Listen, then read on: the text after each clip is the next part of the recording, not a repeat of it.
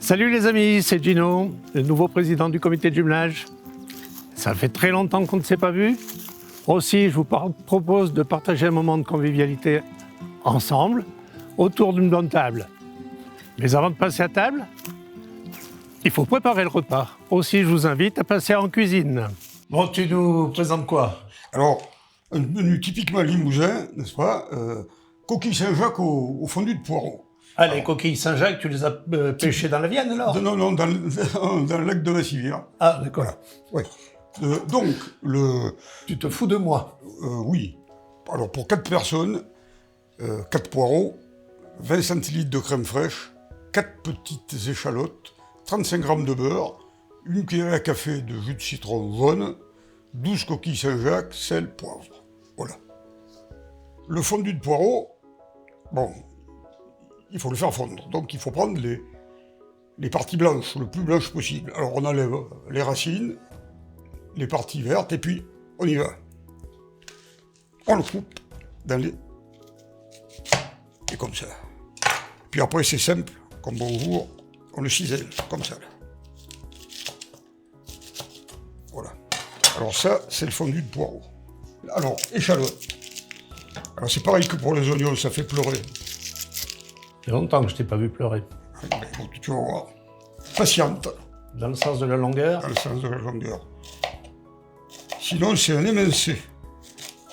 Qu'est-ce qu'il est compliqué, ce gars. C'est la vie. Alors, les vrais chefs, ils vont plus vite, hein, mais bon. Je suis pas un chef.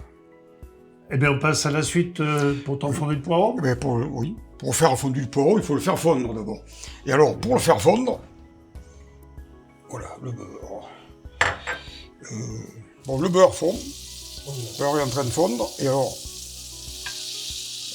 on jette le poireau en pluie, ça s'appelle. On le fait fondre. Enfin, le poireau ne va pas fondre, mais il va changer de couleur. Voilà. On met les échalotes aussi, par-dessus, parce que les échalotes se marient très bien avec le poireau et avec la coquille Saint-Jacques. En quelques instants, il change de couleur, des fois, il commence ça. Ça va très vite, donc. Assez vite, oui. On dirait des spaghettis. Voilà. Bon, là maintenant, on va pouvoir ajouter la crème fraîche.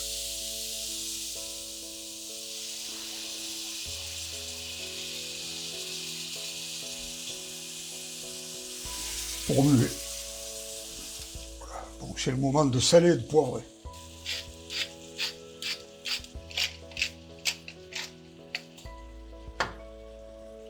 On baisse le feu, là. Parce que sinon, ça va trop réduire. Et là, ça va mijoter un peu. Alors, on met le citron et on couvre. Voilà. Et voilà, 10 minutes. Bien, le poireau est en train de cuire. Tu nous fais voir comment on ouvre les coquilles, maintenant? Oui, alors, la partie plate, on glisse un couteau à désossé dedans, là, dans la fente, là, comme ça. Voilà. Il faut bien suivre là pour pas sectionner le muscle en deux. Voilà. Ah, ben voilà. Voilà comment il faut faire. Voilà. Alors bon, après, il faut enlever, bien détaché, là, comme ça, là. Ouais, là. Ah, tu enlèves le corail, donc? Tu l'enlèves? Je l'enlève. C'est bon, tu pourras faire des bijoux avec le corail qui te reste. Et oui, donc il vous explique en fait qu'on peut aussi le faire avec des des coquilles Saint-Jacques surgelées. Alors pour ça, je crois qu'il faut les sortir la veille et les faire dégeler tranquillement dans le réfrigérateur. Allez. Ça a l'air cuit. On Ouais. fait quoi maintenant? On le goûte. Ah, ils ont le beau rôle, les cuisiniers, ils goûtent. Et les autres, ils regardent. C'est parfait. Voilà, alors... Pourquoi tu finis par cuire les des coquilles? Les coquilles maintenant. Saint-Jacques, alors ça se cuit assez rapidement, façon plancha sur une poêle avec un minimum d'huile. Alors maintenant l'huile est chaude et on les met. Voilà.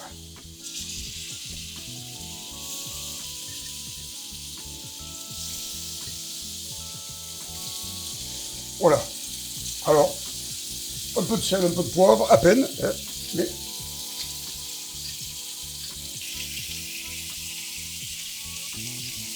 le plus naturel possible. Et tu les laisses combien de temps? Oh, quelques minutes. De chaque côté, on regarde. Voilà, il faut que ça commence à colorer à peine. D'accord. Voilà, à peine. 2 minutes. Et c'est bon. Alors voilà, le fondu de poireau qui les attend. Voilà, on les dispose dessus. Voilà. Voilà, et il n'y a plus. On les met au four, 5-10 minutes, quoi, pour faire réchauffer tout là, ensemble. Et il n'y a plus qu'à déguster.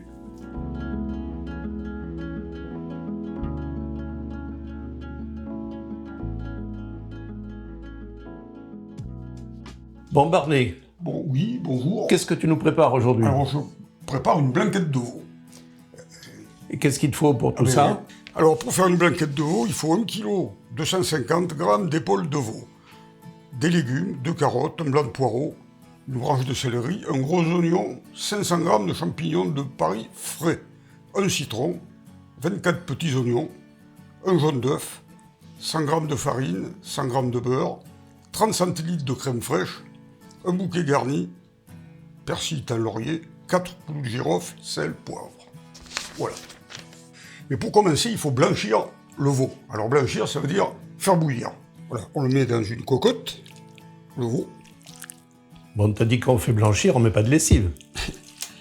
Blanchir est un terme qui signifie faire bouillir pour enlever toutes les impuretés. Voilà, il faut couvrir la viande et la porter à ébullition pour enlever toutes les impuretés. Voilà. Voilà. Et on attend l'ébullition. Voilà, tout simplement. Donc, on a mis la viande à blanchir. Maintenant, je pense qu'on s'occupe des légumes. Il faut s'occuper des légumes. On va enlever les premières feuilles qui sont un peu trop... Pas belle. Elles sont pas belles, là. Et puis elles sont dures, surtout. Elles sont très dures. Et puis après... Ensuite, le céleri. Voilà. Les carottes. On enlève la peau. C'est plus sympa. Va pas si vite parce que t'es maladroit, tu vas te couper. Pas avec un économe. Ah bon? Pareil. Ensuite, on fait pareil avec les petits oignons. Voilà. Tous les petits oignons. On enlève la première peau. En faisant attention de ne pas pleurer, parce que les oignons, ça fait pleurer. Voilà, les oignons. Ensuite, le gros oignon, bien entendu. Oui, parce que on parle pas de gros entre nous. Non. Ça, c'est pour la cuisson, pour donner du goût. Et on le pique de 4 clous de girofle. Ah, il faut un marteau pour planter les clous? Non, non. Alors, on les pique comme ça parce que après, ils restent dans le bouillon, et puis c'est très dur, et puis c'est pas bon. C'est bon pour donner le goût, mais c'est pas bon quand on le mange comme ça. Oui, puis ça rappelle le dentiste. Ça, exactement. Voilà. Et le bouquet garni. Thym, laurier, persil. Voilà. Alors, pour émincer les champignons de Paris, qui sont frais, bien entendu, il faut enlever la première peau. Là, comme ça s'enlève très facilement. Ça évite de les laver. Et après, on les émince. Moi, je préfère passer à table que faire la préparer à la cuisine. Donc, il ne reste plus qu'à attendre que le blanchiment soit fini. Voilà. Et ça ne saurait tarder. Et ça ne saurait tarder. Voilà. Je vais voir si ça bout. Ça bout. L'ébullition est là. Donc, on va vider.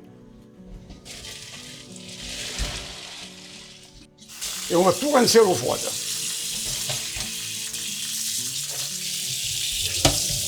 Pour enlever toutes les impuretés, là. Tout ça, là. Voilà. Et maintenant que toutes les impuretés sont parties, on va préparer la deuxième cuisson. Alors, on ajoute les légumes.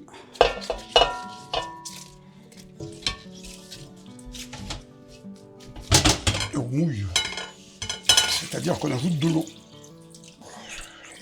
On répartit bien. Ça couvre. Sel, poivre. Alors on le remet sur le feu, puis les garces.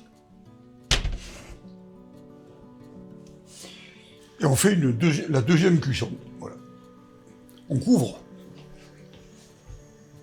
Alors, il faut laisser cuire à peu près, pas à peu près, 1h15 minutes. Bon, maintenant, c'est cuit pendant 1h15, tu as dit? Oui, 1h15, Ben, à peu près. on n'a plus rien à faire. Si, on peut aller boire un coup. Eh ben, c'est ce que j'attendais. Voilà, eh ben Alors, voilà. on y va. Etienne.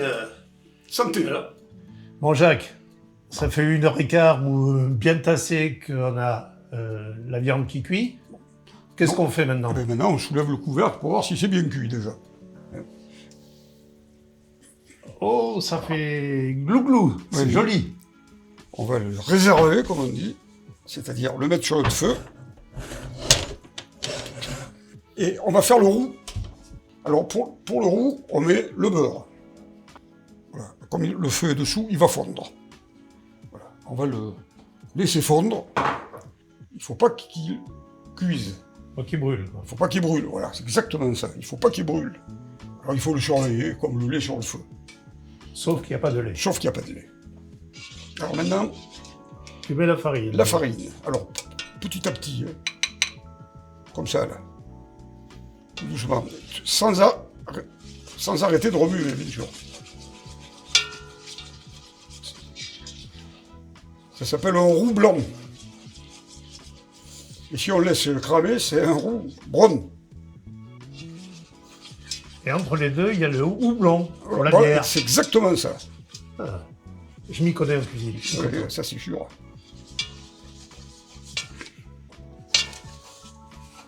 Vous voyez, ça épaissit bien, là. Donc, on va rajouter le fameux bouillon bien clair. C'est toujours remuer. Toujours. Et puis, on rajoute le bouillon jusqu'à ce qu'il y en ait assez. C'est-à-dire que ça, c'est... On le voit. Tu montres un peu ce que ça donne? Ah oui. Regarde, ça fait comme une pâte. Voilà. Ouais. C'est pas toi qu'on appelait gâteau sauce? Si, mon petit nom était gâteau sauce. Barney gâteau sauce. Ça sonne bien. Oui. Elle est assez claire, pas trop, parce qu'elle va épaissir en cuisant. Et je vais mettre d'autres ingrédients dedans. Les champignons de Paris, émincés. Voilà. Et les petits oignons grelots. On dit grelots parce que ça ressemble à des grelots, c'est original. Voilà, on mélange tout ça dedans. Crème fraîche. Voilà. Alors on remue bien, on fait chauffer. Bon, il va falloir certainement rectifier l'assaisonnement, c'est-à-dire salé poivré. Alors là, il n'y a qu'une solution. Une, c'est celle-là. Ma foi. Il en manque, Moi, je mettrais du poivre. oui. Mais ça prend tournure. Et maintenant, on ajoute le jus de citron. Sans pépin, il y en a un, je vais l'enlever. Hop là, sans pépin. Voilà. On a failli oublier l'œuf. On a failli oublier l'œuf, parce qu'il fallait le mettre à la fin. Et c'est la fin, là, maintenant. Voilà, l'œuf. Et puis, voilà, alors tout doucement, tranquillement, on va mettre la viande dedans. Elle a l'air... Oh, elle est cuite, c'est parfait. Parfait. Elle est bien cuite, même. Et donc, quand Donc- tu auras mis la viande dans la sauce, tu J'aurais- laisses encore recuire. Ah oui, je la laisse au cul, on met pas longtemps, là, elle est cuite, là. Un quart d'heure. C'est prêt maintenant? C'est prêt, il n'y a plus que... On recouvre, un petit quart d'heure, et c'est bon, on peut commencer. On va pouvoir enfin passer à table. Oui, avec un petit vin de la Loire, de rouge de la Loire, type chinon. Un petit vin léger, quoi. Léger, voilà. D'accord. Rouge, mais léger. Parfait.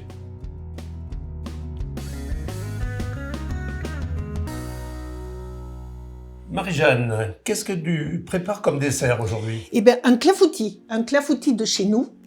Pourquoi un clafoutis? Parce que dans nos fermes, c'était un gâteau qui se faisait très communément. Donc pourquoi? Parce qu'il y avait donc des cerisiers dans les champs Il y avait des poules, donc des œufs, et il y avait également du lait, donc lait et crème fraîche. Donc pour un clafoutis, il faut 3 gros œufs, 150 g de sucre, 70 g de farine, 18 centilitres de lait, 18 centilitres de crème et quelque chose pour l'aromatiser, du rhum, du kirsch ou de la vanille. Et bien sûr, il ne faut pas oublier les cerises, 650 g voire plus. Donc je vais commencer. Je casse les 3 œufs. Tu mets les œufs entiers. Je mets les œufs entiers. 3 œufs. Je rajoute le sucre et normalement ça se fait au fouet. Mais moi je le fais au batteur électrique, c'est plus commode. Et il faut attendre que c'est triplé de volume pour arrêter. Ça va bientôt y être. Qu'est-ce que t'en penses? Ah, c'est joli. Ça se voit que c'est fait avec les œufs de mes poules. Effectivement, c'est fait avec des vrais œufs. Eh oui. Donc c'est une étape très importante. Il faut vraiment attendre que les œufs avec le sucre ont triplé de volume. Donc ensuite, je vais tamiser la farine. Donc moi, j'ai pas un tamis, mais j'ai un chinois. Donc on le fait avec ce que l'on a. Hein. Et donc, on tamise la farine pour pas qu'il y ait de grumeaux. Et tu sais la différence entre une flognarde et un clafoutis? C'est la flognarde, c'est avec des pommes, non? Ah ben voilà. Et le clafoutis, c'est de chez nous, Et la flognarde? de Normandie. Donc là maintenant, je vais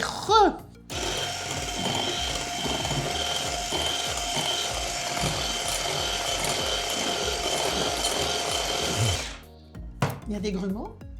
Non. Bon, ça va. Donc je vais rajouter le lait et la crème fraîche.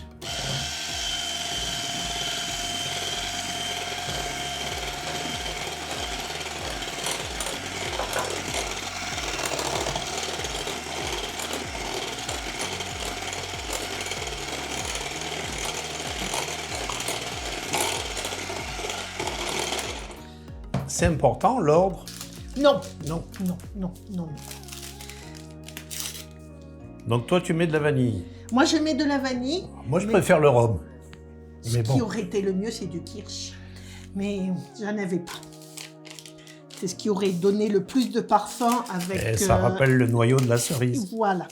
C'est important, je crois, de garder les cerises avec les noyaux. Ah, on garde les cerises avec le noyau. Ça donne un parfum beaucoup meilleur, beaucoup plus corsé que des cerises avec des noyaux. C'est pas sans noyau.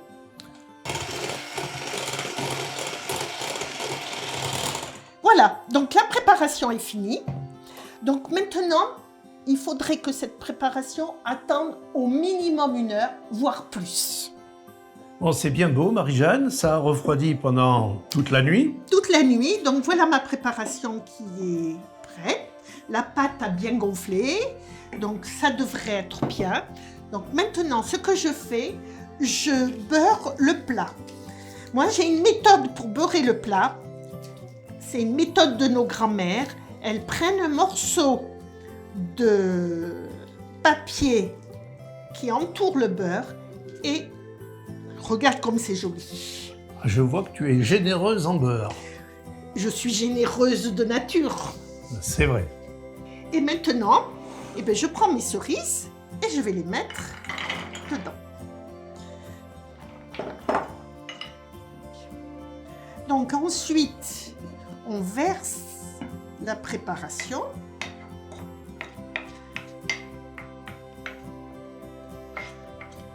On racle les bords quand même, parce qu'on va pas... Faut pas trop racler les bords. Ouais. Personne ne l'a vu. Et donc maintenant, il va falloir le mettre à cuire. Donc maintenant, je vais mettre la préparation au four. Donc il faut un four à 180 degrés, en chaleur tournante, et au minimum 45 minutes. en espérant que je ne le fasse pas cramer aujourd'hui.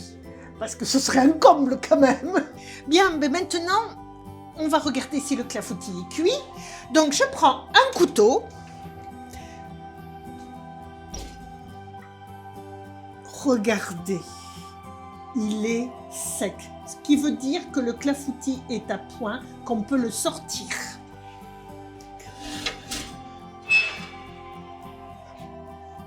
Donc voilà, le clafoutis est prêt. Il reste maintenant à le laisser refroidir un petit peu avant de le consommer. Personnellement, je le préfère tiède. Il y en a qui le préfèrent froid, donc à chacun son goût.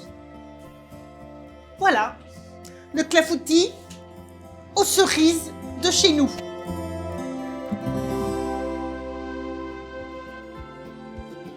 Santé, Santé, sobriété. Prenez soin de vous. Prenez soin de vous et au plaisir de se revoir très bientôt. Ciao, ciao.